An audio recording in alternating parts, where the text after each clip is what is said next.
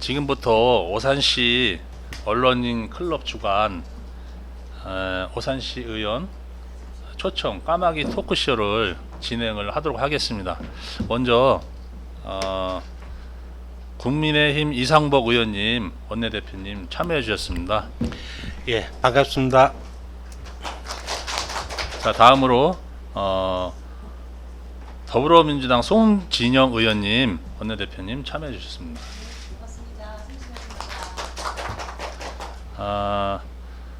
그리고 오늘 그 기자간담회를 같이 진행해 주실 저희 그 오산시 언론인 클럽 회원사 한 분 한 분 소개를 드리는 시간을 갖겠습니다. 우선 그 왼쪽부터 제가 소개를 하면요, 메트로 신문의 김대희 기자님 참여해 주셨습니다. 자, 그 다음에 오늘경제 최영주 기자님, 그 다음에 시사미래신문의 김은숙 기자님 참여해 주셨습니다. 다음은 중앙뉴스타임스의 방재영 기자님, 자, 다음은 로컬세계의 김병민 기자님, 네, 마지막으로 미디어 이슈의 박종환 기자님, 네. 그리고 사회를 맡게 된 브레이크 뉴스의 이기선입니다. 잘 아시. 예, 예. 잘 안 들려요? 진행에 앞서 저희가 이 진행 소개를 하자면요, 질문하신 그 내용을 들으시고 5분 이내로 답변을 해주셔야 됩니다. 그거 좀 참고해 주시고요. 오늘 또 이렇게 바쁘신 나날이었을 텐데 두 분 의원님 이렇게 같이 참여해 주셔서 감사를 드립니다. 그러면 각 회원사들께서 질문을 하실 때는 그 매체 기자분의 소속과 성함을 말씀해 주시고 진행을 해주시면 됩니다. 그리고 진행 순서는 그 앞서 그 순차적으로 질의 내용을 준비해 주신 순서대로 진행을 하니까 그 점 유념해 주시고요.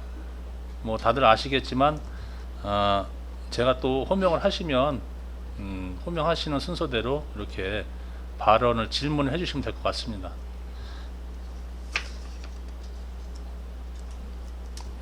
별도의 뭐 질문하실 내용이나 진행 순서에 대해서 말씀하실 내용 의견 없으시면 진행을 하겠습니다. 바로. 예, 그리고 우리 저 송진영 의원님이나 저 이상복이라도 그 한 질문에 대해 가지고 본인들의 생각을 전할 수 있고 할 수 있도록 하되, 거기에서 제가 할 거는 또 제가 하고 의원님이 하실 거는 의원님 하실 거니까 그렇게 좀 먼저 양지를 구해 줍니다.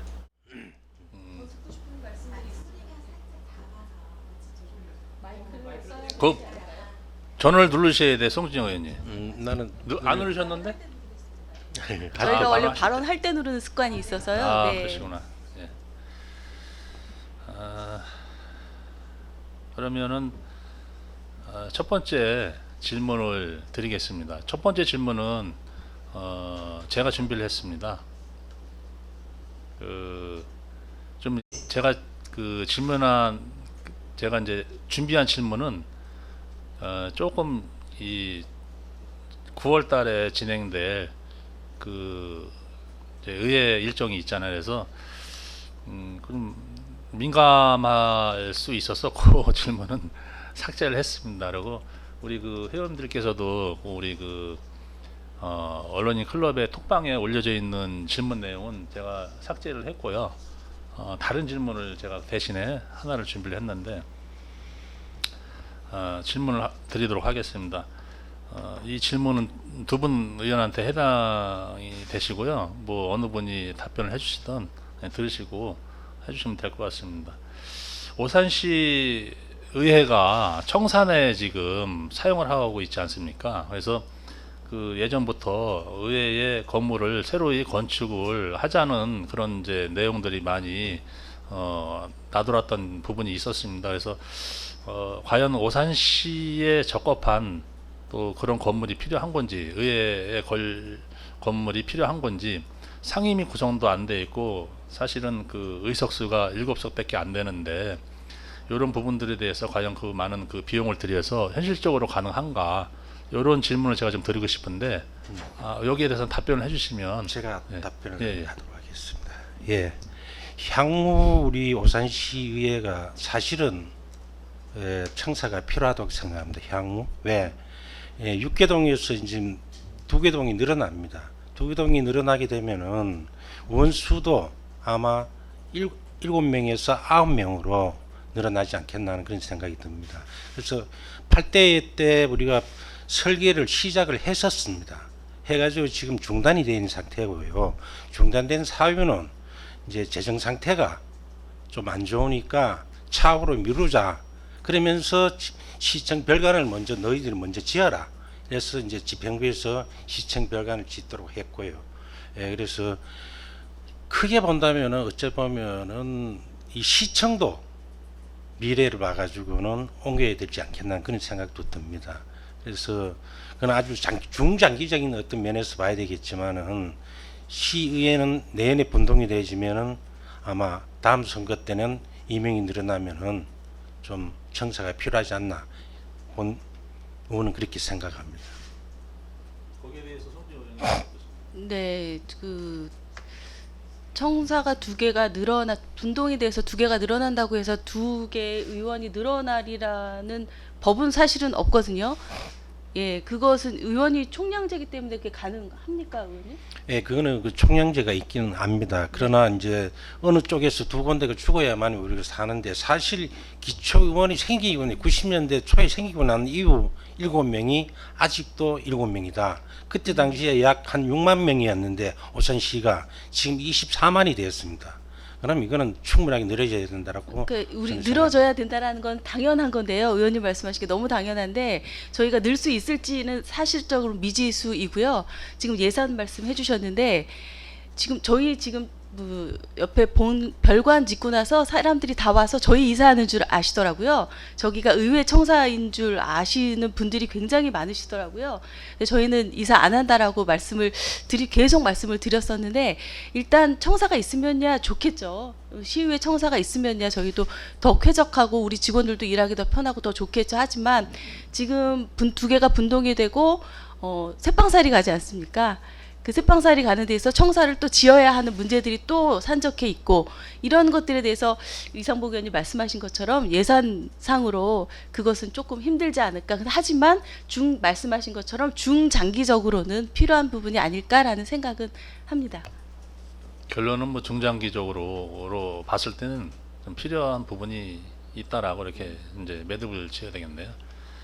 자, 그럼 두 번째 질문으로 준비해 주신 시사미래신문의 김문석 기자님 발언해 주시죠. 현 민선 8기 취임 후 인구 인구 50만의 경제 자족 도시를 표방하면서 재정 자립도를 높이기 위해서 각 부서와 산하기관의 예산 삭감 등이 이루어졌고요. 또 그 사업비 등으로 인해서 집행부와 의회 간의 갈등이 있었던 것으로 제가 알고 있습니다. 근데 지금 현재 우리 의회는 여소야대의 상황인데요. 앞으로 어떻게 하면 협치를 통한 오산시 발전을 이루어갈 수 있을지에 대한 의원님들의 생각을 듣고 싶습니다. 예, 협치에 관한 부분이니까 제가 말씀드리도록 하겠습니다. 저 여소야대 말씀하셨는데요. 여소야대라고 해서 저희가 뭐 막하거나 이러지는 않습니다. 저희가 5명이라고 해서 충분히 의견 수렴하고 있고요.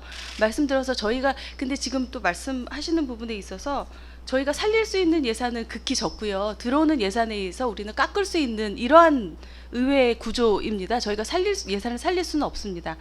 제가 중부일보에 칼럼을 게재하고 있는데요. 그 칼럼에서 제가 마지막 칼럼 게재한 거에서 이기는 정치라는 것을 게재했습니다. 그것은 시민들에게 삶의 희망을 주는 것이 이기는 정치이다라고 이야기를 했는데 삶의 희망을 주는 것이 협치라고 생각을 합니다. 하지만 저희가 삐걱댔던 이유는 민선 8기 들어오면서 시장님께서 기자회견을 하셨습니다. 여기 계셨던 분들도 다 계셨을 거라고 생각을 합니다.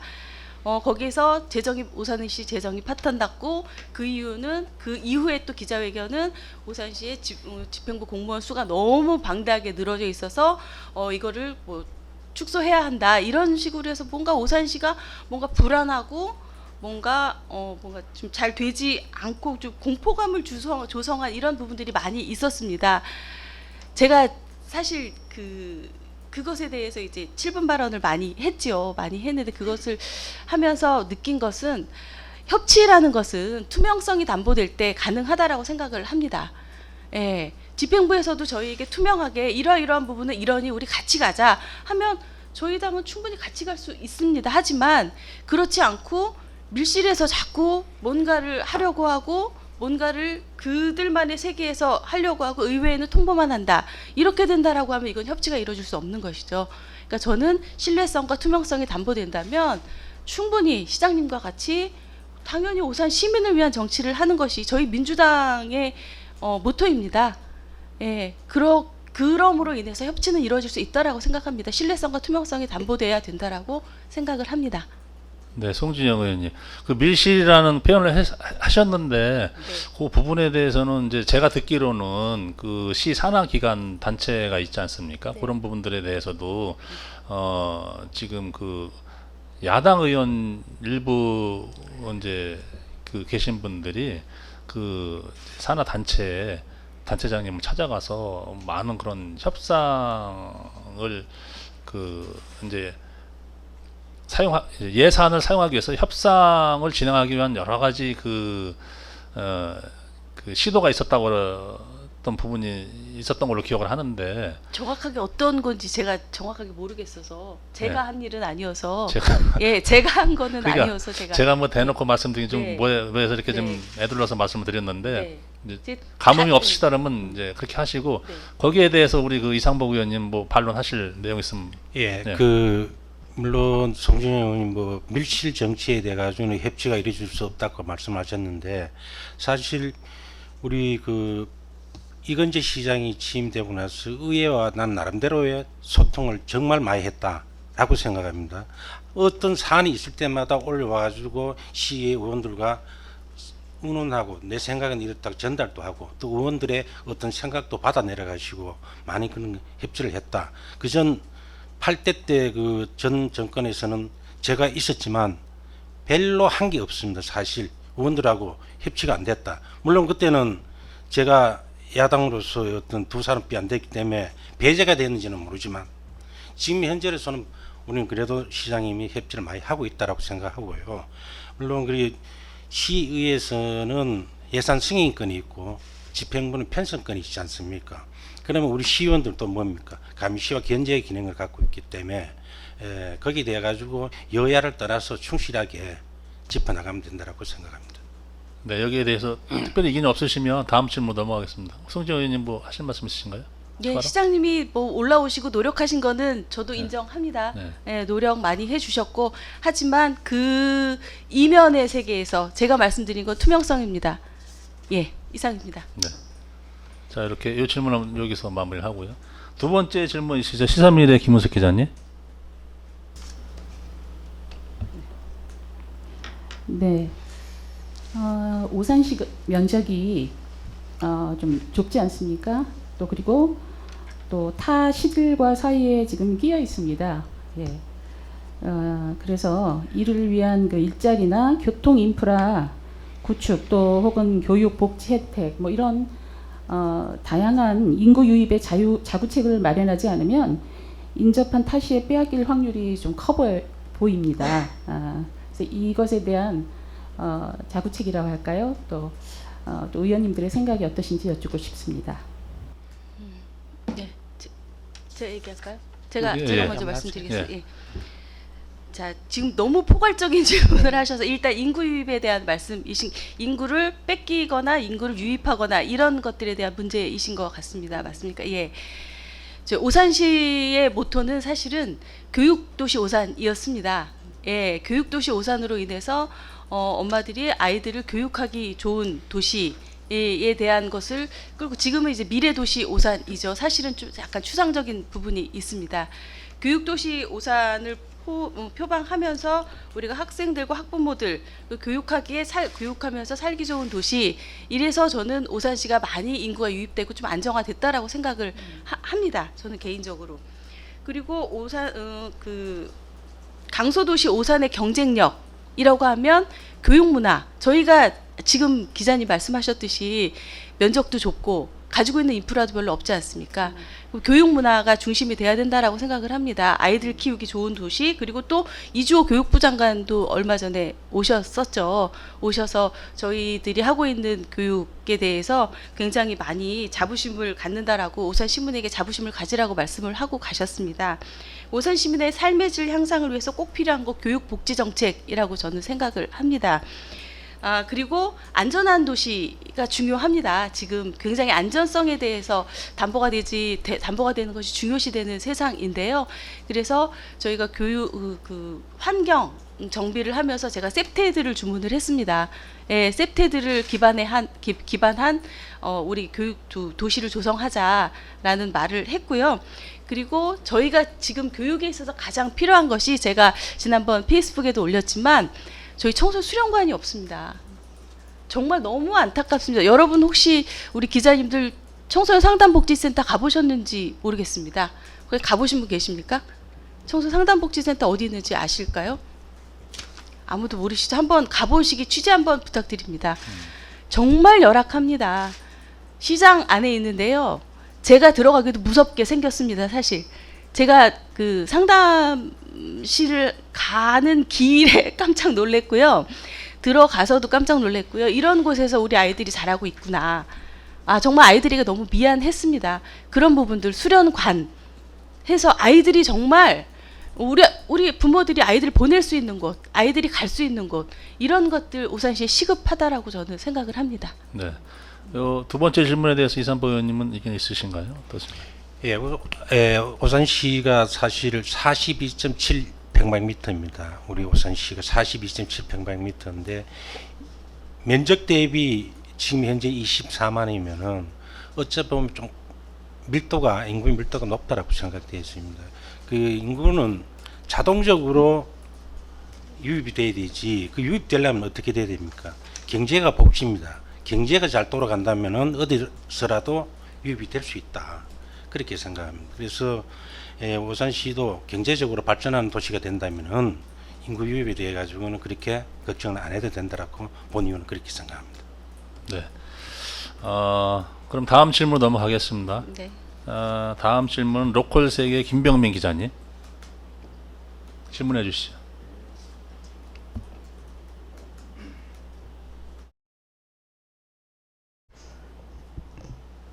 첫 번째 질문 드리도록 하겠습니다. 현재 오산시가 교통 문제가 잘 해결돼야 인구 유입도 될 것 같고 해서 오산시 지금 현재 사통팔탈 교통 중심지가 되려면은 구체적으로 뭐 계획과 의회 차원에서 계획과 역할이 있다면 무엇이 있는지 좀 말씀 좀 해주시면 고맙겠습니다.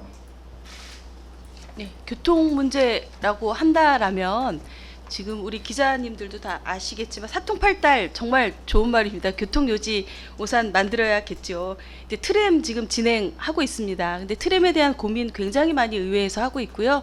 어떻게 하면 정말 시민들이 편리하게 사용할 수 있을까? 또는 우리의 경제적인 효과도 누릴 수 있을까에 대한 고민 의회에서 굉장히 많이 하고 있다라는 거. 그리고 분당선 연장 차질 없어야겠죠. 지금 사전 예비 타당성 검사 들어가 있는 걸로 알고 있습니다. 근데 이런 것들 차질 없이 실현돼야 되겠고요. GTS C노선, 오산 연장, 그리고 KTX 지금 이건재 시장님이 부분 정차 계속 말씀하시는데요. 이거 정말 됐으면 좋겠습니다. KTX 부분 정차 됐으면 좋겠고요. 경부선 철도 횡단도로 이런 것들 다 실현될 수 있도록 저희들도 우리 집행부 이건재 시장님께 힘을 실어드리도록 하겠습니다. 이런 것들이 잘 됐으면 좋겠습니다. 그래서 출퇴근 시간에 교통 정체로 겪는 시민들의 불편함이 없도록 저희들도 잘 노력을 하겠습니다. 그리고 저희 지금은 ITS 기반한 교통정책 지금 하고 있습니다. 지금 수립하고 있습니다.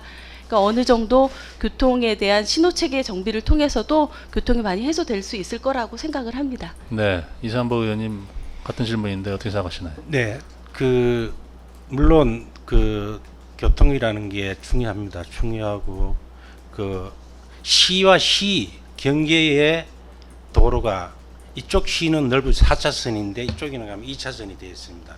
그런 부분부터 좀 해소를 해야만이 되고, 그 다음에 우리 오산시 내에서도 지금 뭐 동부대로라든지, 그 다음에 저 2-11호 대화 그 대로, 즉 세교 6단지에서 지고동 넘어가는 도로라든지 이 내부적으로 간선도로도 많이 되어져야 된다고 생각합니다. 그래서 우리 시장님 그 공약 사항이 교통, 도로 거의 그쪽에 많은 게 집중되어 있는 걸로 알고 있습니다. 그래서 거기에 대해 가지고 시장님 혼자서는 안 되지 않습니까? 국토교통부 장관을 비롯해서 LH 사장, 뭐 도로공사 사장 이렇게 두루두루 다 찾아다니면서 거기에 대한 해결 방안을 찾고 있습니다. 그래서 거기서 의회에서도 거기에는 여야를 떠나서 정파를 떠나서 도와줘야 될 건 도와줘야 된다고 생각합니다. 예, 이상입니다. 네. 다른 답변 예. 없으시면 네, 다음 예. 질문으로 넘어가겠습니다. 김병민 기자 이어서 답변 부탁드리겠습니다. 질의. 예, 예. 지금 현재 우리나라가 방금 그 우리 김은수 기자가 인구 문제를 접했는데 저는 또 거기서 또 구체적으로 한번 더 말씀드리고 싶어서 전화 좀 하겠습니다. 우리나라가 지금 현 저출산 고령화 시대에 접어들어 인구 문제가 굉장히 대두되고 있습니다. 그래서 젊은 사람이라든가 뭐 아이를 낳는다든가 오산시로 유입한다든가 이런 게 의회 차원에서 뭐 대안이나 또 특별한 뭐 대책이 있는가 있으면은 그건 구체적으로 좀 어떻게 있는가를 좀 궁금해서 말씀드리도록 하겠습니다. 저출산 고령화 굉장히 문제가 되고 있죠. 저출산에 대한 문제, 고령화에 대한 저출산 고령화는 사실은 오산시만의 문제가 아니라 국가적인 차원의 문제이죠. 그런데 오산시에서 할 수 있는 것, 이번에 이제 출산 장려금 좀 높였습니다. 근데 출산 장려금이라는 자체 주는 거 굉장히 저는 좋은 것이라고 생각을 합니다. 하지만 이것은 굉장히 미봉책이라고 생각을 합니다. 예, 우리 아이 키워보신 분들 계실 것 같은데요. 아이 키우는데 가장 중요한 것은 기반된 시설입니다.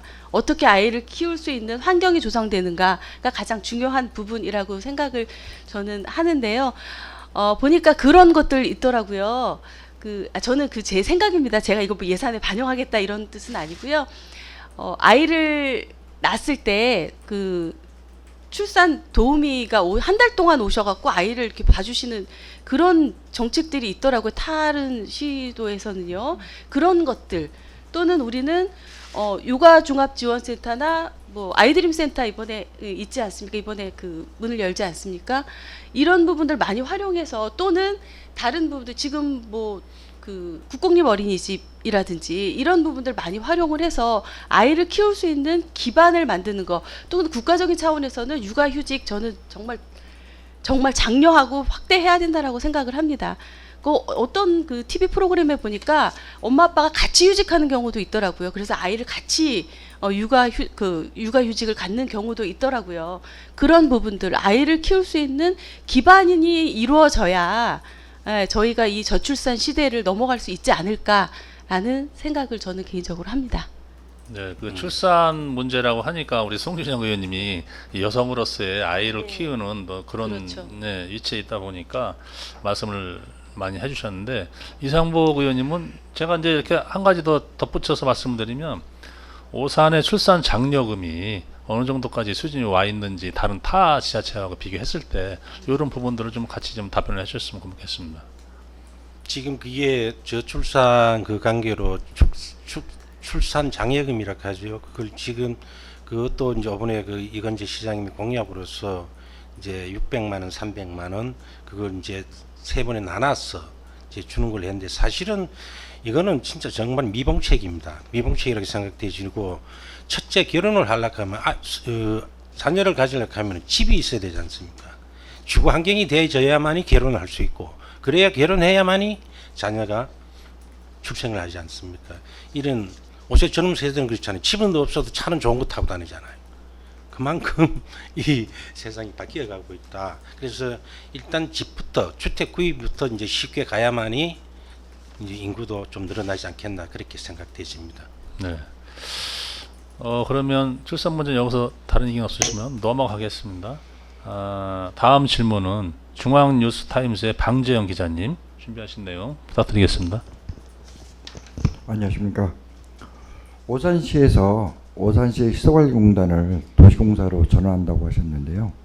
오산시의회에서는 그거에 대해서 어떻게 생각하시는지, 그리고 또 도시공사는 오산시의 미래를 발전할 수 있는 큰 힘이 될 수 있을 거라고 생각합니다. 의회에서 어떻게, 의원님 두 분께서 어떻게 해주실 건지. 여기에 대해서는 계속 송지영 의원님이 먼저 답변을 해주셨으니까 이번에 이상복 의원님께서 먼저. 아니 이거는 송진영 의원님이 또 어쨌든 야당으로서 한번 먼저 해주시면 거기 제가 답변하도록 하겠습니다. 네, 알겠습니다. 뭐 도시공사가 오산시 미래를 담보할 수 있다라면 당연히 해야겠죠. 당연히 해야겠지만 이건 양날의 검이라고 생각을 합니다.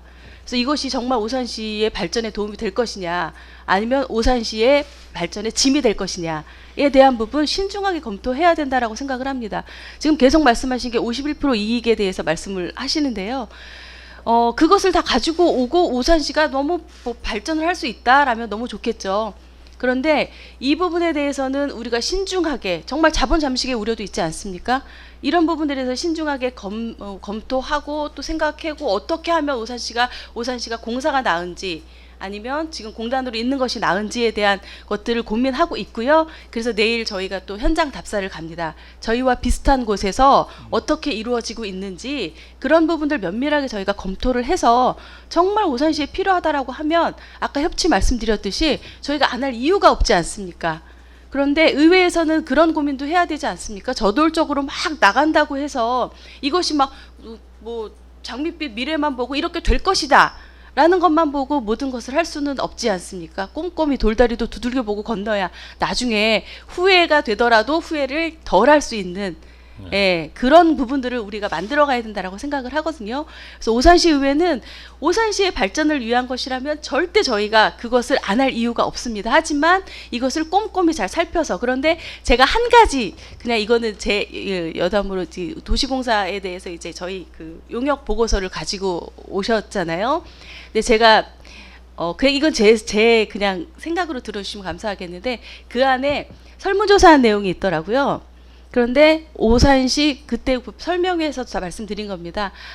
오산 시민들이 공사 전환을 80%를 찬성했다.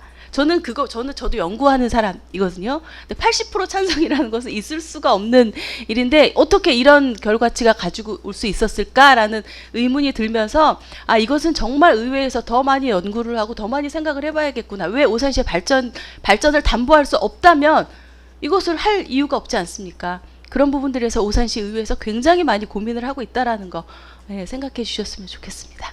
이상입니다. 이상복 의원과 함께 제가 이제 관련해서 시설관리공단에서 도시공사로의 전환, 이 문제들에 대해서는 뭐 미래지향적으로 보면 경기도 31개 시군 내에서도 경기도 여주시라든지 이런 부분, 이런 그 소도시에서 대도시 가는 그런 문제들을 도시공사로 전환하는 문제들을 가지고 이렇게 시장님들이 많은 그런 그 시행정을 이끌어가고 있는 그 부분들이거든요. 그래서 이 부분들에도 남다른 의견이 있으실 것 같은데 이상복 의원님 어떠신가요? 예, 그 공단을 공사로 전환하는 건 돼가지고는 뭐 주민 공청회도 거쳤습니다. 주민 공청회도 거쳤고 우리 시의회에서도 용역에 대한 결과도 또 보고해서 이제 다 들었고요. 그래서 우리 송진영 의원이 미래지향적으로 생각한다면 꼭 필요하다 했으니까 오늘 조례가 올라오면은 꼭 찬성 좀 해주십시오. 미래지향적으로 꼭 필요하다라는 말씀이 아니라 저희가 꼼꼼히 살피겠다라는 말씀입니다. 아니 그러니까 미래지향적이고 살펴서 미래지향적으로 필요하다라고 심도 있게 검토를 해가지고 오늘 조례 올라오면 찬성 좀 해주시기 부탁드리고 사실은 이게 보면은 우리도 오산도 좀 늦었습니다. 공사로 전환하는 게 좀 늦었고 그 뭐 조직을 시장님 사람을 채우려고 그런다 그런 것도 아니고요. 조직이라는 게 공단은 공단대로 그대로 두고 옆에 팀 정도 하게 만듭니다. 일단은 사장 체제로 가겠죠. 그럼 공단은 공단 체제로 가고 그 사이에 이제 팀을 만들어서 외부에 한 3명 우리 공무원 중에 또 3명 파견 가가지고 이제 그래 한 식으로 이제 가는 거기 때문에 또 이쪽 어떻게 보면은 이게 대장동 사건으로 인해서 이제 또 더 발단이 되었다라고 생각되었습니다. 그게 이제 뭐냐면은 그쪽에는 성남에는 공사가 있었기 때문에 그렇지만 우리 우남도를 예를 든다 하면은 공사가 없다 보니까 타 지자체와 50.1%를 민간이 같이 가게 됩니다. 민간이. 그러면은 간이 50.1%, 그 민이 49.9%였어요. 간 속에는 어디가 있느냐? 오산시 19.8%, 나머지 그 농어촌 공사 19.7%, 수원 도시공사, 평택 도시공사가 5.3, 5.3 이렇게 해서 51.1%가 그 수익이 돼 가지고 배분이 되지면은 오산시가 별로 가져올 게 없습니다. 그래서 공사로 하면은 타 기간이 필요 없다는 이야기죠. 그래서 그런 부분도 아마 여파가 있었다고 생각하고요. 또 거기서 재투자할 수 있는 그 이익금에 대해 재투자할 수 있는 계기가 또 되지고, 물론 해보지도 안 했지만은 미래에 대해 만약에 일이 없었을 때 어떻게 할 것이냐 그것도 생각은 합니다. 그러나 이제까지 또 타 지역에서 했던 그것도 반면교사 삼아서 잘 풀어나가리라 생각합니다. 예, 네. 그렇게 생각합니다. 네. 뭐 결과적으로는 도시공사로 전환했을 때 잉여금, 수익금을 오산시 도시 그 전환했을 때 예를 들어서 도시공사로 갔었을 때 그 많은 수익금을 지역의 발전을 위해서 가져갈 수 있다는 그런 장점이 있다는 얘기잖아요. 예, 맞습니다. 네. 근데 여기에 대해서는 또 송지영 의원님은 뭐 이견이 있으신가요? 예, 51% 아까 제가 말씀드렸지 않습니까? 네. 이 부분에 대해서 계속 말씀을 하시는데요. 저희가 정말 개발할 때가 너무나 많고, 우남뜰 같은 경우는 지금 다 정해져 있습니다. 사실 우남뜰 같은 경우 저희가 가지고 올 수 있는 부분 정해져 있고요. 지금 남아 있는 곳이 보면 뭐 예비군 훈련장 내지는 버스터미널 내지는 세교 3지구 뭐 이런 부분들이 남아져 있습니다. 이런 부분들만에 의해서 얼마나 우리가 그 공사를 세움으로 인해서 오산시의 발전을 가지고 올 수 있을 것인가. 지금 성공한 사례들을 보면 평택 어마어마한 땅을 가지고 있습니다. 용인 뭐 이런 어마어마한 땅을 가지고 있는 공사가 성공을 했고요. 그 외의 공사는 굉장히 지금 많이 고전을 하고 있는 것으로 알고 있습니다. 그리고 이익을 내기 위해서 한두 해가 필요한 것이 아닙니다, 이게. 그리고 이 시의 이 발전을 도모하는 이 상황에서 뭐 3분 가고 3명 뽑아서 이것을 뭐 다 한다 이런 것도 저는 약간의 의문은 가지고 있고요. 예, 정말 이것이 필요해서 할 거면 제대로 발동을 걸어서 제대로 시작을 하는 것이 필요하다라는 생각도 가지고 있습니다. 그러니까 저는 어쨌든 간에 지금 우리 의회에서 내일 벤치마킹도 가고 하니까요. 그런 부분들, 잘된 부분들, 잘못된 부분들 면밀히 살피고요. 정말 우리 오산시의 적합한가에 대한 부분들 살펴서 이것이 필요한가 아닌가에 대해서 저희가 적절하게 생각을 해보도록 하겠습니다. 그리고 판단하도록 하겠습니다. 네. 이상입니다. 뭐 결과적으로는 좋은 취지로 그럼요. 가는 데는 협조를 하겠다는 그런 의미로 받아들이면 되는 건가요? 제가 분명히 오산시의 이익을 담보한다라고 말씀드렸지 결과적으로 협조한 결과는 없습니다. 예, 지금이 진행되고 있는 상황이기 때문에 네. 결과적으로 이렇다 저렇다라는 네네. 제가 말씀을 네. 드리기는 힘들 것 같습니다. 네네. 예. 뭐 이 정도에서 질문은 마무리를 하도록 하고요. 방재영 기자님 두 번째 질문 있으시죠? 예, 질문 주세요. 오산시 현안 중에 아까 송 의원님께서 말씀하셨듯이 그 예비군련 이전 부지 같은 데 있지 않습니까? 네. 터미널 부지 그리고 이런 데 용역을 했던 예산을 저번에 삭감했지 않습니까? 그래서 그거에 대해서 좀 말씀드립니다. 삭감했다 다 살렸습니다. 일단 살렸어요? 예, 다 살렸습니다. 그 다음 달에 다 살렸습니다. 이 부분은. 그러면 제가 네. 그럼 다른 거 하나 네. 질문을 하겠습니다. 네. 요새 그 정당들이 무분별하게 현수막을 설치했죠. 그것 때문에 네.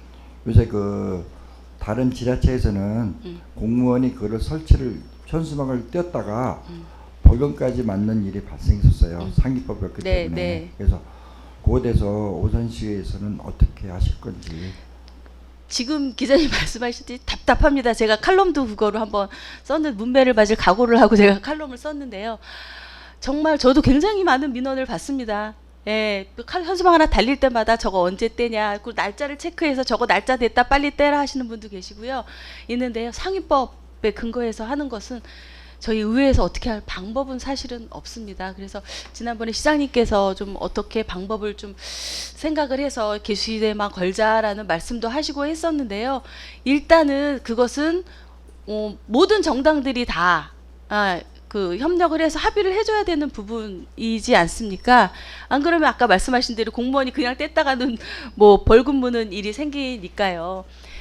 참 안타깝지만 이거는 상위법에 근거한 것이라 의회에서 할 수 있는 일은 사실은 없을 것 같습니다. 예, 저도 이 부분에 대해서는 계속 시민분께도 죄송합니다라는 말씀을 드리고, 저도 이것은 이 정당법에 대해서는 참 어떻게 제가 드릴 말씀이 없습니다. 예, 안타까운 마음입니다. 예. 거기에 대해 제가 한 말씀 드리겠습니다. 얼마 전에 이제 시장님이 각 오산시 각 정당 대표들을 이제 대표성을 갖고 있는 분들이 모여서 시청 상황실에서 회의를 했었습니다. 이걸 정치 현수막 게시대를 시에서 별도로 만들겠다.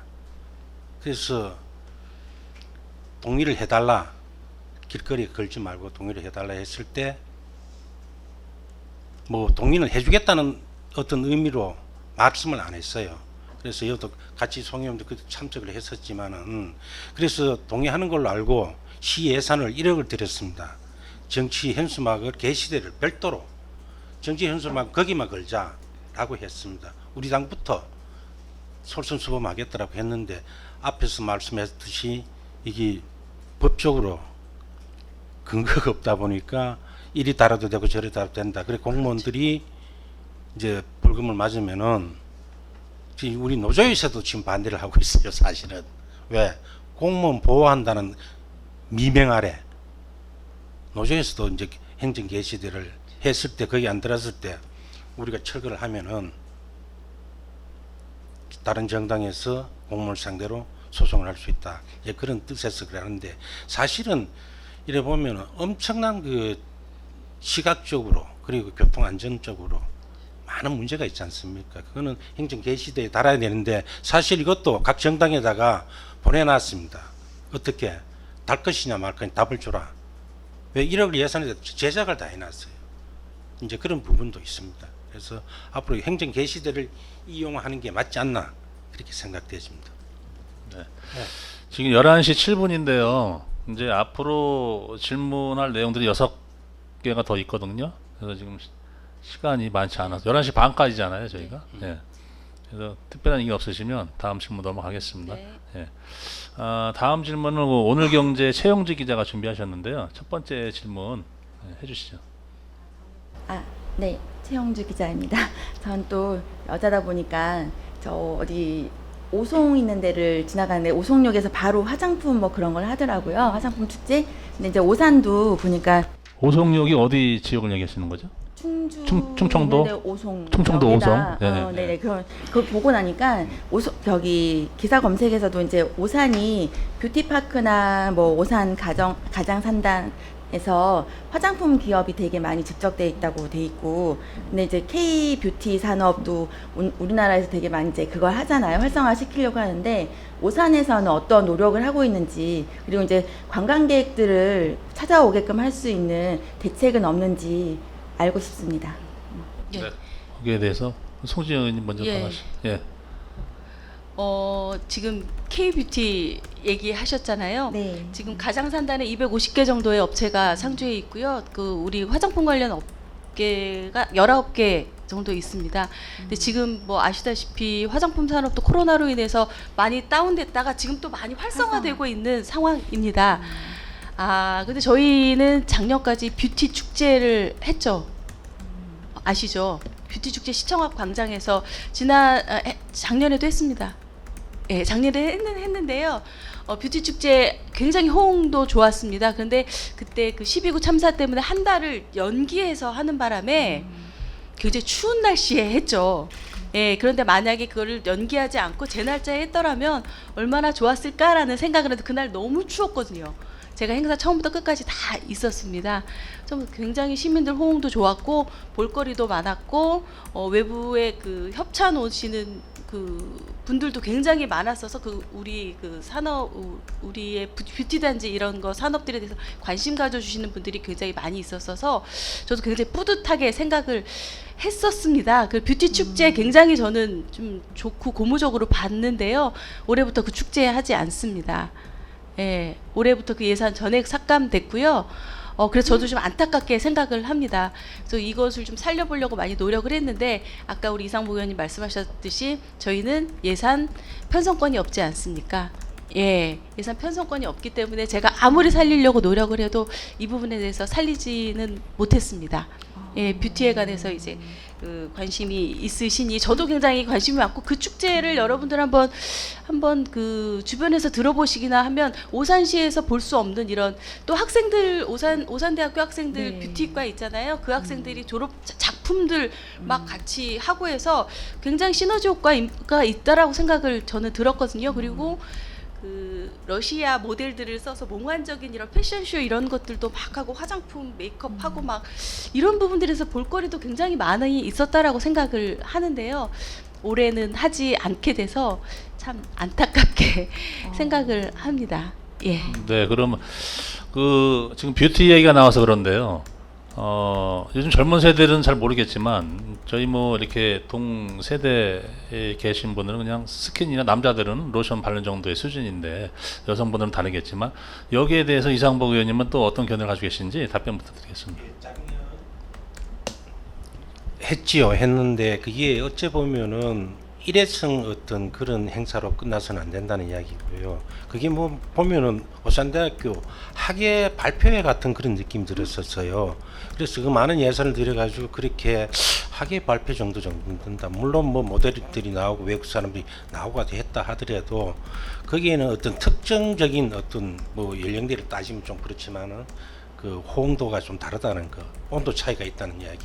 예산에 대비해서 이제 그런 부분이 또 어떤 특정한 교수님이 계속 이제 진행을 해왔지요. 그래서 이제 그런 부분에 대해 가지고 조금 지평부에서는 부정적인 어떤 시각으로 받지 않나 이렇게 생각되죠. 예. 그러면 그 특정한 교수님이 계속 진행을 해왔다는 부분은 뭐 특혜성 시비도 있었다는 부분인가요? 그 내부적인 거는 제가 여기서는 이야기하기 좀 그렇습니다. 근데 우리 반대로 송지영 의원님은 여성으로서의 의원으로서의 어떤 그런 부분이 굉장히 아쉬운 쪽으로 말씀하시는 것 같아요. 네, 저는 아쉽고요. 그 학예 발표라고 하시는 건 조금, 네. 조금 그 학생들에 대한 좀 약간 좀 그런 아쉽다. 느낌이 들어서 우리 저는 송지영 조금 의원님은. 아쉬운 예, 예. 말씀드리고요. 아쉽지만 저는 또 나름대로 많은 부스와 많은 사람, 굉장히 많은 사람들 참여했고요. 볼거리 뭐 이런 것들을 많이 제공하고 또 뷰티가 이렇게 있다라는 거 알리는 것에 있어서는 굉장히 뭐 단회성이 아니라 계속 해마다 이어가서 하면 좋지 않았을까라는 안타까움에 대해서 네네. 예, 말씀드리는 겁니다. 그 부분은 뭐 여야가 협치를 잘 하셔서 진행하셨으면 지역에 축제를 살려갈 수 있는 부분이라 생각을 하고요. 두 번째 질문 준비하셨죠? 저 최영주 네. 기자님. 예. 그거하고 이제 이것도 어차피 축제인데요. 그 야매 축제처럼 이제 오산시에서 진행 중인 1년에 축제가 몇 개나 되는지 하고 이제 오산시를 알리기 위해서 전국에서 오산하면은 어떤 축제로 유명하다 그렇게 될 수 있는 축제가 있는지 앞으로 어떤 계획이 있는지에 대해서 알고 싶습니다. 네, 여기에 대해서 어느 분이 송지영 의원님. 예. 네, 오산시 축제는 사실 저는 뷰티 축제가 됐으면 좋겠습니다. 네. 근데 이제 뷰티 축제는 네. 올해 하지 않고요. 오산시에서 하고 있는 축제는 지금 아시는 대로 말씀하신 대로 야맥 축제에 있고요. 독산성 문화재 정월 대보름 축제 정도인 것 같습니다. 그런데 사실 이것들이 어떤 특색을 가지고 있을까라는 야맥 축제 같은 경우는 사실은 굉장히 많이 호응도를 얻고 있죠. 예, 그런데 다른 부분들에 대해서는 뭐 얼마나 다른 지자체나 이런 다른 외부의 호응도를 갖고 있을까 그냥 우리 시민들만의 이런 잔치가 아닐까라는 생각을 해보고요. 독산성 문화재도 사실은 독산성 문화재라는 이름에 걸맞지 않게 어떠한 특색을 가지고 있을까에 대한 부분을 저희가 계속 특색을 좀 갖고 해보자라고 얘기를 하는데 어떠한 특색이 있는 것 같지는 않습니다. 제가 특색을 갖고 좀 해보자라는 얘기는 계속 하고 있습니다. 그래서 저는 지금 말씀하신 그 축제가 아쉽고요. 예, 이 축제는 뭐 요 정도가 있습니다. 그리고 교통 대책 뭐 이런 것들은 사실은 주차장 이런 거에 대해서 말씀을 하시는 것 같습니다. 하지만 주차장은 오산시 전체에 대한 문제입니다. 하지만 이 축제에 또 산발적으로 뭐 주차장을 어떻게 할 수 있는 부분은 아니고요. 다른 뭐 정월대보름이나 뭐 독산성 문화제 같은 경우 계속 야매 축제 때 굉장히 좀 힘드셨었을 것 같은데요. 이런 부분에 대해서 어떻게 해야 할지 제가 뭐 말씀드릴 수 있는 부분은 딱히 없는 것 같고요. 집행부와 더 많이 논의를 해서 어떻게 좀 불편 없이 축제를 치를 수 있을까에 대한 네. 고민 많이 해보도록 하겠습니다. 네. 예, 관련해서 이상복 의원님 하신 말씀 있으시죠? 예, 축제는 뭐 그 우리가 독산성 마라톤도 그것도 축제라고 볼 수 있습니다. 그리고 그다음 시민의 날 행사도 축제라고 볼 수 있습니다. 그래서 이 축제를 하되 깽가리 축제는 지양을 해야 된다. 장구 치고 북 치고 이렇게 노는 걸만 가는 게 아니고, 물론 시민들의 여가 선용이라든가 문화생활에 직접적인 건 좋겠지만은 예산 낭비성 깽가리 축제는 저는 지양해야 된다고 생각합니다. 꽹과리 축제를 언급하셨는데 좀 이게 좀 특이하게 좀 들리거든요. 꽹과리 축제는 그러면 돈이 안 들어가나요? 아니 깽가리 축제를 한 게 내가 깽가리를 연 이유는 단어를 이제 그래 쓴 이유는 네. 예산성 낭비성이 있는 축제는 했어서 안 된다는 그런 의미에서 깽가리 축제라는 걸 제가 였습니다. 네, 다른 이게 있으신가요? 저 송신 의원님? 이게 뭐 예산 낭비성 축제라고 말씀하시는 것들은 이제 우리 기사님들이 판단하실 거라고 생각합니다. 네. 지금 우리 오산시에서 하고 있는 것들 좀 살펴보셔서요. 어떤 게 예산 우리 이상복 의원님께서 말씀하신 대로 예산 낭비성인지 이런 것들 좀 판단 좀 해주셨으면 좋겠습니다. 예, 네, 네. 자, 그러면 다음 질문으로 넘어가겠습니다. 다음 질문은 미디어 이슈의 박종환 기자님 준비하셨죠? 미디어 이슈 박종환 기자인데요. 저는 지금 영상을 찍고 있다 보니까 질문지로 회장님이 좀 질문지. 연결을 좀 그럼 해주세요. 제가 예, 예. 네, 우리 박종환 기자님이 준비하신 내용을 제가 대신 하겠습니다. 오산 버드파크 시설은 오산시 소관 운영은 위탁으로 하고 있다. 이에 대한 문제점이 없는지에 대한 질문이거든요. 여기에 대해서 어느 분이 먼저 답변을 해주실까요? 문제점이 많지요. 아시는 바대로 사실은 오산시가 뭐 관여할 수 있는 부분이 아닙니다. 버드파크는 오산시의 소유권이 있지만 모든 운영이나 책임은 다 버드파크에서 하고 있습니다. 근데 지금 뭐 듣는 소문으로는 운영이 많이 어렵다 뭐 이런 소문은 듣고 있는데 제가 정확한 뭐 자료나 이런 것들이 저희들에게 제출되는 것은 아니기 때문에 잘 모르고요. 운영 주체와 관리 주체가 한 곳입니다. 저희가 소유만 하고 있는 거 맞죠? 예, 소유만 저희이고요. 그렇습니다. 그리고 저희가 관여할 수 있는 부분은 딱히 없고요. 우리는 생각해 볼 문제는 저 버드파크가 나중에 문 닫고 나가게 될 때 우리의 20년 계약이지 않습니까? 저게 지금 20년 계약인데 20년을 다 채우고 원상복구하고 깨끗하게 해주고 나간다라고 하면 참 감사하겠지만 혹시라도 그 이전에 뭔가 그냥 손들고 뭐 그만하셨을 때 또 채무 문제라든가 이런 것들이 또 혹시라도 여기서 발생이 돼서 좀 골치 아파지지 않을까 하는 부분에 대해서도 우리는 좀 생각을 해봐야 될 것 같고요. 버드파크에 대한 것들은 우리 의원님들 모두 촉 세우고 저것이 어떻게 될 것인가 지금 생각을 계속해서 하고 있습니다. 지금 굉장히 좀 위태위태한 부분이 버드파크가 아닌가 저는 개인적으로 조금 그렇게 생각을 합니다. 네, 그 부분은 우리 이상복 의원님한테 제가 반론을 먼저 드리기 전에 이 당시에 버드파크 이 시설에 대한 많은 그 특혜 시비와 그다음에 그로 인한 그 장기 20년 운영권에 대한 그 지금 현재 상존하고 있는 그 모 교수님이시잖아요. 그래서 그런 부분들에 대해서 신랄하게 많은 이야기를 제기했던 분의 한 분이 이상복 의원님이셨거든요. 여기에 대해서도 또 어떤 반론 내용이 있으실 것 같은데 답변 부탁드리겠습니다. 예, 지금 현재 오산시 생태 체험관으로 돼 있죠. 버드파크를 제일 처음에 이름을 지었다가 명의했다가 이제 바꿨죠. 생태 체험관으로 바꿨는데 사실은 이게 들어오기 전에는 어떤 게 먼저 들어오긴 했냐면은 그 민원실 옥상에 미니어 그 식물관을 만들기로 했습니다. 그걸 했었는데 계약은 했습니다. 10억이 계약을 했었지만은 한 2년 동안은 공사를 안 하고 있다가 이 버드파크가 들어옴으로써 이게 계약이 해지가 됩니다. 10억짜리가. 그 10억이 해지가 되면서 이게 생태체험관이 큰 게 들어왔어요. 그러면서 들어오면서 제가 정말 미움 살질도 많이 했습니다. 계속 지적하고 시의회 동의까지도 안 받고 넘어가는 부분 이런 거 라든지 이런 거 봤을 때 사실은 제가 계산을 해봤을 때는 저게 20년 무상 사용이지만 그때 당시 계산했을 때는 15.2년비 안 되더라고요. 그래서 제 계산이었습니다. 그래서 무상 사용 20년 동안에 기부 체납이 된 건데 사실은 지금은 법적으로 어떤 문제가 없지 않습니까? 그러면 어떻게 살려가지고 저걸 활성화를 시켜주는 방안을 저는 생각해야 된다고 생각합니다.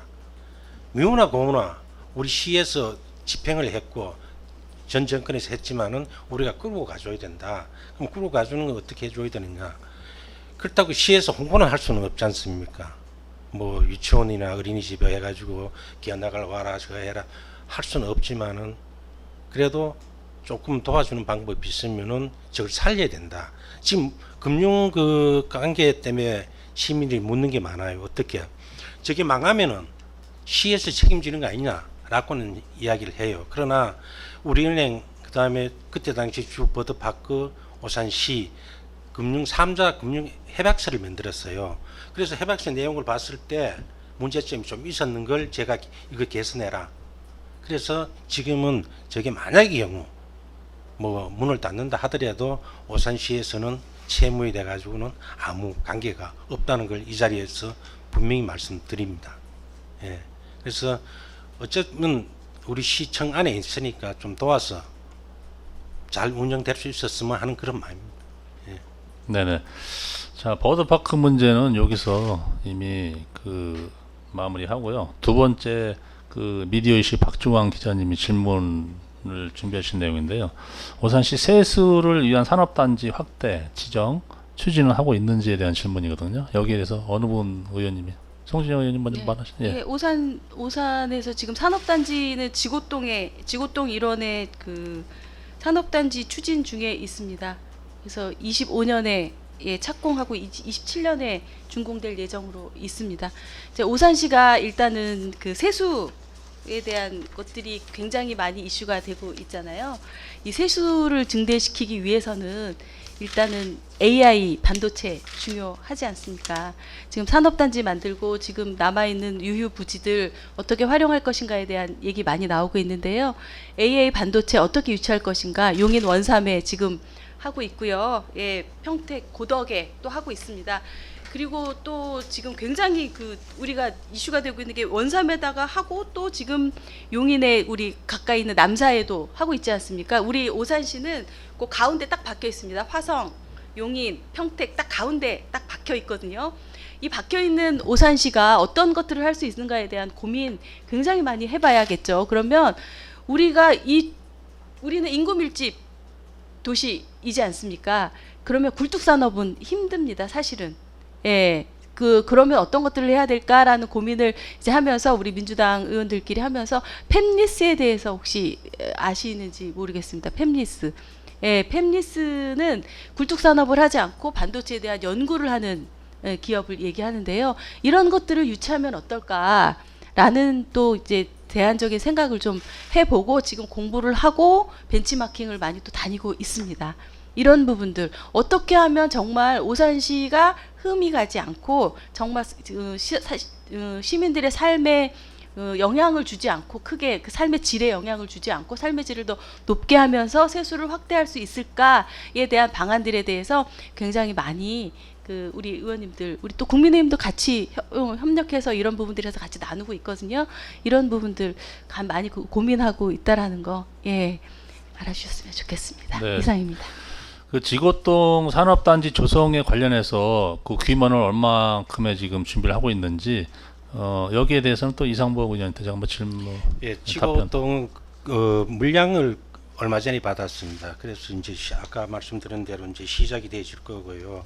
그리고 우리가 지금 현재 소부장 그 오늘 탈락이 되었지만 다시 재도전해서 거기에 대해 가지고 우리가 세수를 확보를 해야 된다. 사실 아파트 이거 입주민들을 많이 해봤던 취득세 뭐 이거 재산세 이 정도밖에 안 되지 않습니까? 사실 그래서 소부장을 우리가 오산시에서 특화단지로 유치를 해야 된다라고 생각되십니다. 네, 그렇게 결론 마무리 짓는 걸로다가 네, 그래. 예, 그렇게 그러면 이제 마지막 질문이 될 텐데요. 시간이 지금 이제 11시 25분이잖아요. 예, 조금 시간이 좀 오버돼도 이해를 좀 해주시고요. 메트로 신문의 김대희 기자님, 두 가지 질문 중에 첫 번째 질문 부탁드리겠습니다. 예, 메트로 신문의 김대희 기자입니다. 먼저 첫 번째 질문 드리겠습니다. 현재 오산시 제1하수 종말 처리장 그 시설 노후화로 해서 그 방류 수질 악화 및 악취 발생 등으로 그 민원이 끄지를 않았던 곳인데요. 그래서 악취 감수를 위해서 하수 처리장을 그 복개하고 또 노후 시설을 개량하는 공사를 추진했습니다. 현재 오산시 하수 종말 처리 그 능력이 어떤지 좀 여쭤보고 싶고요. 또 늘고 있는 인구수 대비해서 이에 대한 계획은 어떤 것이 있는지 여쭙겠습니다. 예, 거기에 대해 제가 답변을 드리도록 하겠습니다. 지금 하수종말 처리장이 우리가 현재 1, 2 하수종말 처리장이 있고요. 그거는 한 구역 내에 있고요. 그 다음에 세마 하수종말 처리장이 또 있습니다. 그래서 지금 1, 2 하수 처리장 1 처리량이 그 20만입니다. 예, 지금 현재 14만 톤입니다. 14만 톤인데 지금 현재 한 80%가 이제 사용을 하고 있습니다. 80%면 이제 남았는 게 한 20%면 한 2만 8천 톤이 지금 남아 있지요. 그러나 지금 우리가 개발이 들어온 게 1, 2 하수 시장에 들어가려면 지금 개발이 들어온 게 아파트 공동주택이 들어온 게 내산미 2, 3, 외산미 1, 2 이걸 다 하수를 받아야 되는데 사실은 1, 2 처리장 전에 21년도에서 25년도까지 제3 하수 처리장이 신설이 되어야 됐습니다. 그러나 지금 제3 하수 처리장이 2만 톤으로 지금 현재 부지가 확정이 되어졌습니다. 2만 톤으로. 그런데 그게 4년이 늦어진 2029년도에 준공이 되어집니다. 그러면은 아파트가 입주를 하게 되면 첫 번째 교통도 참으면 되지만 하수가 나가지 않으면은 되지 않지 않습니까? 그래서 그런 물량 배정이 있어서 조금 이번에 행정사무감사 때 좀 많은 질의가 있었고요. 그래서 거기다가 물량 배정은 우선적으로 공동주택, 지구단위나 도시개발법으로 이루어진 승인이 되는 순서대로 물량을 배정을 받도록 했습니다. 그래서 문제를 조금 해결을 했고요. 그러니까 좀 늦어진 게 4년 늦어졌다는 거. 그래서 그 공무원들의 어찌 보면은 너무 업무 태만이었다라는 걸 말씀드리고요. 그다음에 세마 하수종말 처리장이 지금 증설을 하고 있습니다. 4,500톤을 증설을 하게 되면은 세마 쪽에도 지금 지구 단위로 들어온 게 너무너무 많습니다. 도시개발법으로 들어온 게 많기 때문에 그것도 2026년도에 증설이 되지면은 아마 그쪽에는 문제가 없지 않나 이렇게 생각되지고 있습니다. 증설 계획이 2022년도라고 하셨나요? 2026년도에 26년도. 예. 그다음에 제3 하수 처리장은 2029년도에 준공되는 걸로 네. 지금 추진 중에 있습니다. 이제 계획을 말씀해 주셨고 송지영 의원님은 하실 말씀 있으신가요? 이상복 의원님 너무 자세하게 설명해 네. 주셔서 네. 예, 제가 뭐 드릴 말씀은 사실은 하수종말 처리장이 시민 생활과 가장 밀접한 연관이 있지 않습니까? 이런 부분들에 대해서 지금은 능력으로는 적정하게 되고 있고요. 세교 이지구 개발, 뭐 인구 증가하고 지금 말씀하신 인구 증가에 따라서 지금 말씀하신 대로 세마 하수처리장 증설되고 제3 처리장 신설되고 하면 크게 문제 없을 것으로 보고 있습니다. 네. 예. 네, 그러면 이제 마지막 질문이 되겠습니다. 두 번째 질문을 같은 그 김대희 기자님 해주시죠. 예, 이어서 질문해 드리겠는데요. 지금 그 소위 말해서 이제 한국 사람들 같은 경우는 3D 업종이 이런 데 많이 꺼리고 있거든요. 일하는 거. 그러다 보니까 최근 2000년도 이상 들어가가지고 외국인들이 계속 유입이 되고 있습니다. 특히 이제 오산이나 평택 인근에는 뭐 공단도 있고 도농이 같이 존재하다 보니까 그 관련 인구가 늘어나는데요. 여기 오산시 거주 외국인들의 그 지역사회 일원으로 정착할 수 있도록 하기 위해서 그 비영리 민간단체에 지원을 하는 조례가 있더라고요. 그래서 여기에 대한 사업들을 지원하고 있는데 이에 따른 그 실질적인 거주 외국인 지원 규모 및 운영 실태를 한번 좀 설명을 해 주시길 원하고요. 또 아울러서 그 오산시 거주 외국인 지원 조례에 따르면 공로가 있는 외국인을 명예 시민으로 이제 예우할 수 있도록 하고 있습니다. 그래서 현재 몇 명이 또 이 위촉이 되어 있는지 명예 시민으로 그게 좀 알고 싶고 그런 사례가 있는지 좀 설명을 부탁드리겠습니다. 네, 어느 분 의원님께서. 네, 제가 말씀드리겠습니다.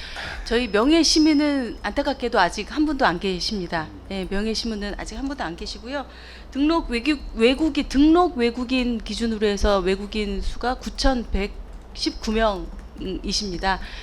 거기에서 저희들이 지원하고 있는 예산은 5억 500 정도 됩니다. 거기서 지원하고 있는 내용을 보면은 다문화 가족 방문 교육, 역량 강화, 한글 운영 이런 등의 사업들로 추진하고 있고요. 우리 행복한 이주민 센터가 있습니다. 여기서 또 운영하는 것들이 외국인 평생학습 교실, 한글학교, 다문화 가족, 외국인 근로자 자녀 주말학교 운영 이런 것들을 하고 있고요. 오산시 가족센터에서 또 다문화에 대해서 오산시 가족센터에서 굉장히 많은 일을 하고 있는데요. 이게 오산시 가족센터가 명칭이 바꾸기 전에 건강가족 다문화 가족 지원센터였습니다. 이게 그러다가 이제 전국적으로 오산시 가족센터로 명칭이 바뀌었는데요. 이게 다문화 가족 방문 교육 사업, 다문화 가족 자녀 언어 발달 지원 사업, 결혼 이민자 역량 강화 사업, 다문화 다양성 이해 교육, 다문화 가족 동아리 활성화비 등 총 15개의 사업을 진행하고 있다라고 합니다. 그리고 대교에서 자체 공개 모집 후 사업 수행 기관으로 선정되어서 대교에서도 다문화 가정 대상자를 다문화 가정 대상자를 통해서 그 한글과 국어 교육을 실시하고 있다라고 합니다. 저도 지금 기자님이 이 질문을 주셔서 자료를 찾아봤습니다. 이거는 제가 관심 갖지 못한 부분이었는데 질문 주셔서 제가 또 살펴보도록 그럼 하겠습니다. 보충 질문 좀 드려도 될까요? 네네. 지금 서울시 같은 경우는 외국인 명예 시민이 상당히 많이 위촉되는 걸로 알고 있어요. 또 매년 진행되고 있고요. 근데 오산시에서도 아마 이게 외국인에 대한 어떤 지원이라든가 복지 차원에서 만든 것 같은데요. 명예 시민 위촉할 대상자가 없었던 건지 아니면 이 조례를 만들어 놓고 실적으로 어떤 집행기관이나 부서에서 업무를 안 하는 건지 그게 좀 궁금하네요. 사실 제가 아는 외국인도 없기 때문에 대상이 없지 않았을까라는 생각은 사실은 듭니다. 저도 제가 만나본 외국인이 아직 없으시기 때문에 이 대상에 서울 같은 경우는 굉장히 인구수도 많고 광범위하고 그 부분에서 다양한 일들을 하시는 분들이 많이 있지 않습니까? 그런 부분의 차이에서 우리 공무원들이 일을 안 했다라고 생각은 하지 않고요. 아마도 대상자가 아직까지는 없지 않았을까. 저는 근데 개인적으로 그렇게 생각을 합니다. 네, 답변 이상입니다. 답변 여기까지 하시고 그다음에 이상부 의원님 혹시 여기에 대해서 답변하실 수 있는 거 있으면 하시죠. 다문화 우리 가족을 위해서 이번에 남청동 행정복지센터 내에 별도로 센터를 만들어 드릴 겁니다. 또한 남청동 동사무소가 생기면은 다문화 가족센터를 거기다가 또 별도로 센터를 만들어 드릴 거고요. 사실 이 다문화라는 게 참 중요하다고 생각합니다. 저는 지금 교회가 다민족 교회를 나가고 있습니다. 거기 가면은 목사님이 이제 설교를 하시면은 영어로 통역을 다 해주는 그런 식으로 이제 가고 있습니다. 그래서 그분들하고 몇 번 접촉을 하니까 다 인사도 하고 잘합니다. 그래서 아마 우리 시에서도 거기에 대한 관심을 갖고 있습니다. 네. 그것도 송지현 의원님 하신 말씀 있으세요? 남촌동 들어가는 게 가족센터가 들어가는 거고 다문화에 대한 따로 이거는 없고 가족센터 내에서 하는 그것들을 아마도 하시는 거 같습니다. 다문화에 대한 따로 이렇게 되는 거는 저는 없는 걸로 아는데 제가 좀 더 알아보도록 하겠습니다. 그 다문화 이야기가 나와서 그런데요. 제가 올해 막둥이가 초등학교 1학년에 입학을 했습니다. 그 두 의원께 제가 이제 말씀을 드리는데, 근데 이제 올해 그 입학률을 보니까 다문화인 학생들이 30%나 차지하더라고요. 그래서 제가 이 막둥이를 두고 학교에 관심을 갖게 돼서 그 학교에 이제 학부모 운영위원회에 참여를 하게 됐는데, 거기 가보니까 다문화 학부모 분들이 한 70%는 학교 운영위원회에 참여하셔가지고 지금에 와서는 한국인 다문화인 이렇게 비교할 수는 없겠지만 그 정도로 이 학업률에도 많이 이렇게 관심을 갖고, 그래서 제가 학교 그 학부모 운영위원장의 그 이렇게 이제 그 선거에 제가 이제 나갔는데 제가 다문화 요즘 시대는 이제 다문화인들하고의 어떤 교류를 할 수 있는 많은 그런 부분을 좀 언급을 했더니 그분들이 표를 다 저를 찍어줬어요. 그래서 지금 참 중요한 시대에 우리가 이 많은 과거에 많이 흔히 표현했던 뭐 단일 민족 이거에서 벗어나서 지금 이제 힘든 일을 안 하는 그 시대다 보니까 농촌이나 어촌 이런데 뭐 각 산업 분야에 그 많은 외국인들이 그 참여하고 있는 그 직업의 영역에서 하다 보니까 이런 부분들이 지역에서도 많이 이렇게 좀 참 중요한 부분인 것 같은데 오산시에는 뭐 한정되어 있는 예산이나 인구수 대비 많은 부분들이 그래서 시장님이 경제 인프라를 가지고 많이 이렇게 살똥팔똥 뛰시는 모습이 참 눈에 확연하게 들어오는 부분도 있습니다. 그래서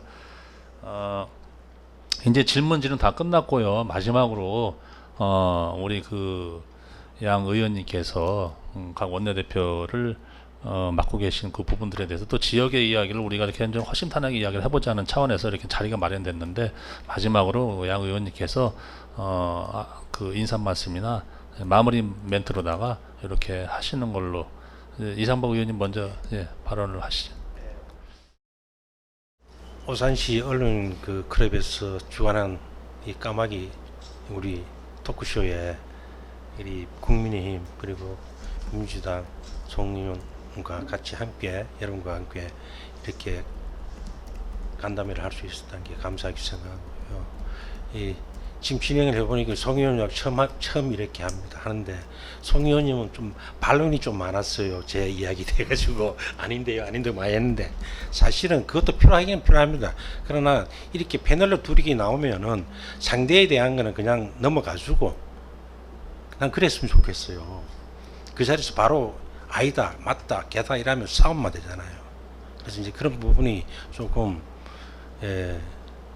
제가 알고 있는 범위 내에서 이야기를 했습니다. 아까 가족센터에 대한 것도 반론이 있는데 그걸 다시 나가서 한번 짚어보겠습니다. 짚어보고 그래서 그래도 원내대표고 하니까 저희들도 다 인정을 하고요.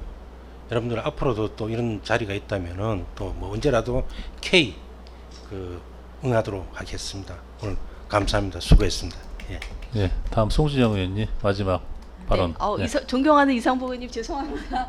저는 이게 좀 잘못 알고 가시면 안 되니까 그 부분에 대해서 저도 정확하게 알고 있지는 않은데 제가 예전에 질의했던 기억이 나서 제가 한번 사실 그 건강가족지원센터도 굉장히 열악합니다. 상황이 지금 어디 있는지 혹시 아실까요? 우체국 옆에 있는데요. 굉장히 그 열악한 그 환경 속에 있어서 제가 예전에 너무 열악하다 해서 근데 남촌동으로 들어간다 그런 얘기를 제가 질의한 적이 있었어서 제가 기억이 나서 제가 그냥 팩트 체크 차원에서 말씀 죄송합니다, 의원님. 어쨌든 제가 오늘 이 자리에 함께 해주셔서 굉장히 감사하고요. 저도 이 자리가 첫 자리여서 제가 조금 신뢰를 범한 부분이 있을지도 모르겠습니다. 그런 부분들이 있다라면 정중하게 사과드리고 양해를 부탁드리도록 하겠습니다.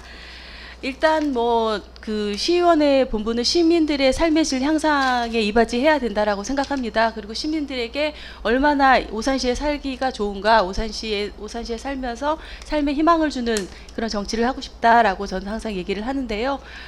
신뢰성과 투명성이 그 안에서는 반드시 담보돼야 된다고 생각합니다. 이거는 집행부와 오산시의회가 모두 마찬가지라고 생각을 합니다. 그런 의미에서 더 시민들에게 더 다가갈 때 언행일치 되는 행동으로 나가가는 저는 그런 의원이 됐으면 좋겠고요. 저희 의회가 됐으면 좋겠습니다. 그래서 저희 의회가 시민들에게 지금 시의회 무용론 이런 것도 나오고 있는데요. 저희 의회가 또 시민들에게 신뢰받고 또 사랑받는 그런 의회가 됐으면 좋겠다라는 말씀 드리고요. 이 자리에 함께 해주셔서 너무 반갑고 감사했습니다. 이상입니다. 네, 이상으로 오산시 언론클럽 주관 오산시 의원 초청 간담회 토크쇼 까마귀 토크쇼를 이상복 의원님, 송진영 의원님 모시고 진행을 했는데요. 저희들이 부족해도 이렇게 급습하게 준비된 그 일정을 진행하다 보니까 발언이나 질문의 취지에서 좀 시하고 또 맞지 않는 부분도 있었을 겁니다. 그렇지만 또 거기에 대해서 이렇게 열심히 성의껏 답변해 주신 두 의원님께 오늘 이 시간으로 이 진행을 마치겠습니다. 감사합니다. 감사합니다. 네.